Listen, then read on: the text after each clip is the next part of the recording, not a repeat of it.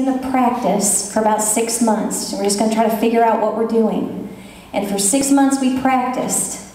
And then we decided, okay, we're ready. We're going to be the official house of prayer. We're going to hang out the shingle. And we did it. It was about the weakest thing you could possibly imagine. We still didn't know what we were doing. The sound was awful.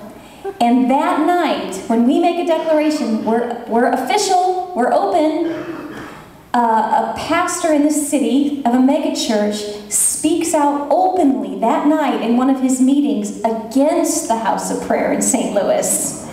And that night, for the first time, we've been practicing 6 months, but our neighbor right next to the facilities at Victory Fellowship called the police on us for disturbing his peace. And we looked at each other and thought, we're doing something right. We have no idea what we're doing, but we're shaking something up. Okay, so this is Jeff. This is my husband. Jeff is also one of the pastors at Victory Fellowship. He serves on the leadership team with me in the Gateway House of Prayer. I'm going to let him fill in some of the other dots.